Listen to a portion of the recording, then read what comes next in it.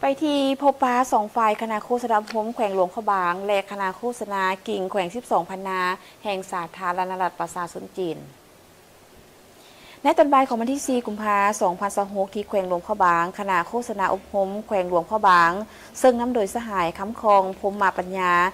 กรรมการประจำภาคแขวงหัวหน้าคณะโฆษณาพมแขวงหลวงพระบางได้พบปะสองฝ่ายกับคณะโฆษณากิ่งแขวง12พันนาแห่งสาธารณรัฐประชาชนจีนนำโดยสหายเจินส่วนเหลียง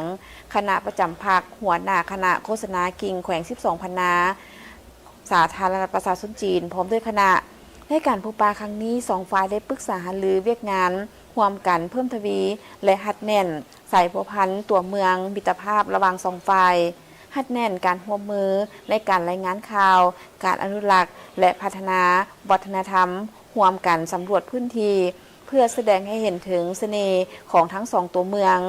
เพิ่มแรงกระตุ้นใหม่ให้แก่การส่งเสริมการร่วมมือตัวจริงอย่างต่อเนื่องและการพัฒนาร่วมกันระหว่างจีนและลาวในหลายของเขตโดยประกอบเนื้อในทั้งสองฝ่ายตกลงเห็นดีดำเนินการร่วมมือตามหลักการเป็นต้นความเสมอภาคความไปเนื้อเสื่อใจซึ่งกันและกันความเคารพซึ่งกันและกันการแลกเปลี่ยนทาแหงและพัฒนาร่วมกันสุมใส่วัฒนธรรมดำเนินการเถระก้าวความเปิดเผยและโปร่งใสสุมใส่ผลประโยชน์ตัวจริงขอบเขตการร่วมมือคนขั้วทรัพยากรอันอุดมสมบูรณ์ของกิ่งแขวง12พันนาและแขวงหลวงพระบางในหลายของเขตที่สำคัญรวมทั้งเศรษฐกิจวัฒนธรรมและนิเวศวิทยา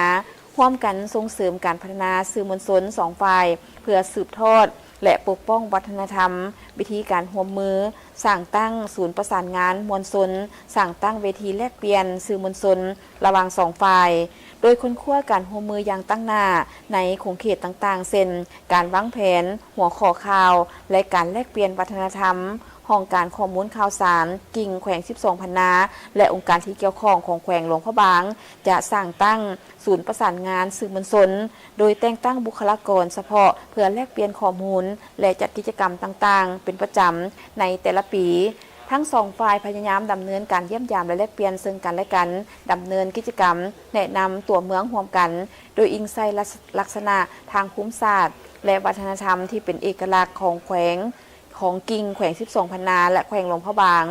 ในแต่ละปีคณะโฆษณากิ่งแขวง12พันนาและองค์การที่เกี่ยวข้องของแขวงหลวงพระบางจะดำเนินกิจกรรมแนะนำตัวเมืองร่วมกันอย่างตั้งหน้า